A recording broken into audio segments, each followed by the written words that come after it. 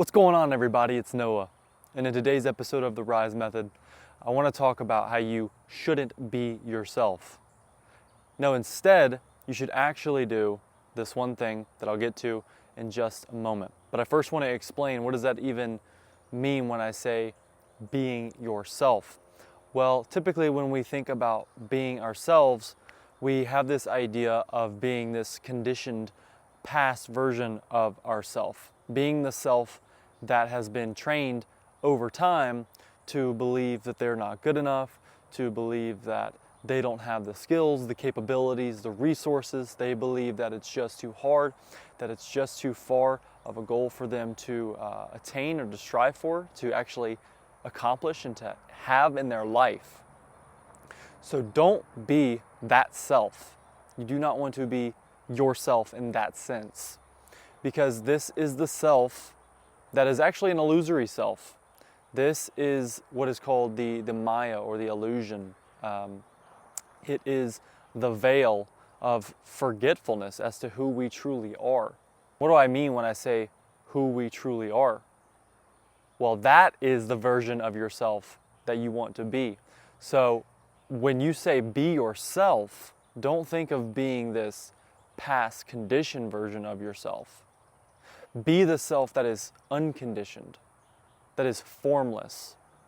Be the self that is the source of all life, that is the infinite intelligence residing within you, because it is that self that gives you the capacity to transform your consciousness, to transform your state of being, and to alter your physiology and how you even show up in the world and what you feel on a regular basis.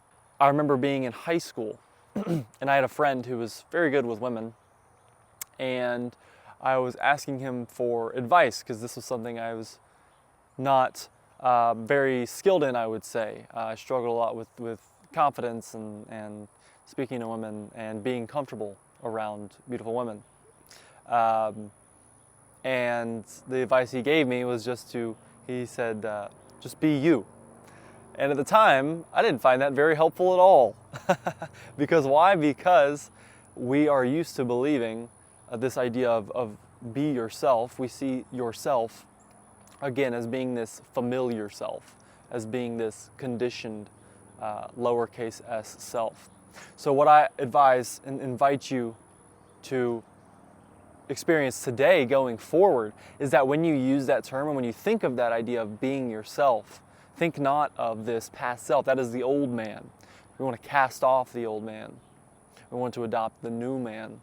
And we do that by being yourself, being the self, tuning in and tapping into and channeling the self, the infinite intelligence residing within you that has created all life, that has created, all of the success and the romance and the passion that you see in the world. That is the same source residing within you. So be yourself in that sense. And we do this over time through awareness and reconditioning the body, because the body is the repository of the subconscious mind.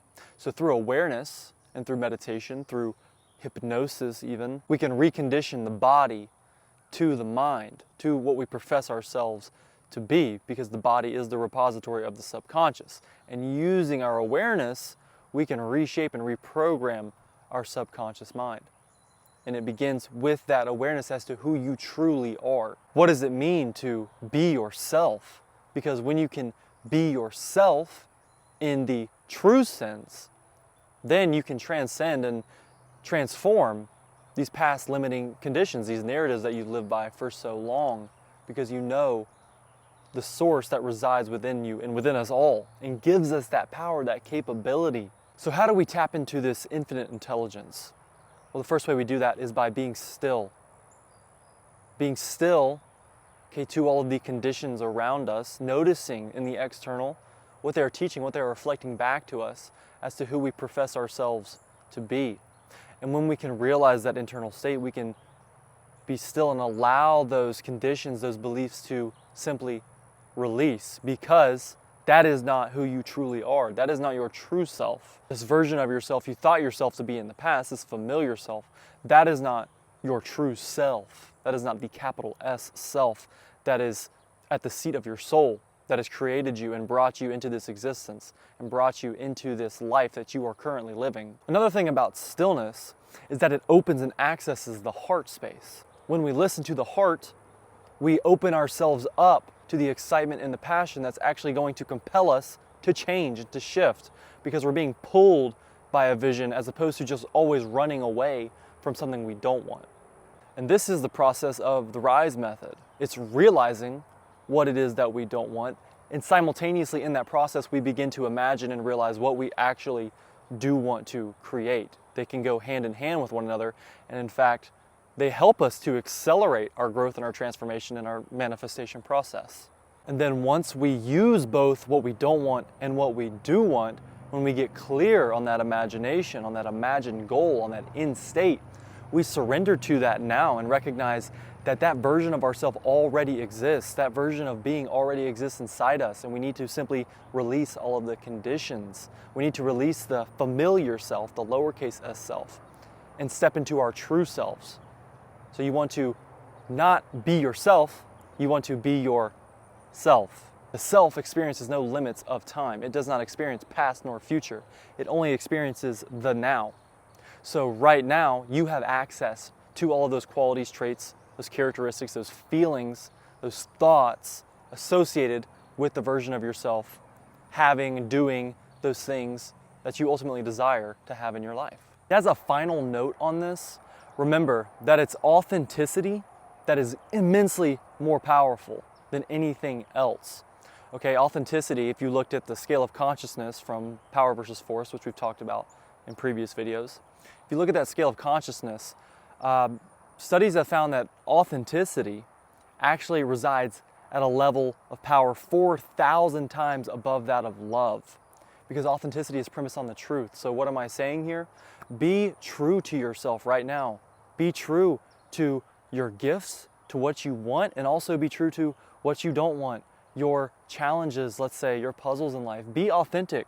Be whole. When you operate from a place of wholeness, you are immensely more powerful. You are immensely more connected to everyone and everything around you, because you're partaking in this natural pattern of everything seeking balance in life. So when you can be whole, when you can be authentic to what you don't want as well as what you truly want, and you can find that middle path, you are immensely more powerful. You accelerate your manifestation process, your transformation process. So thank you so much for tuning in. Be sure to like, subscribe, leave any comments or questions below. There's also additional resources you can check out. Thank you so much for tuning in, and until next time, let's rise.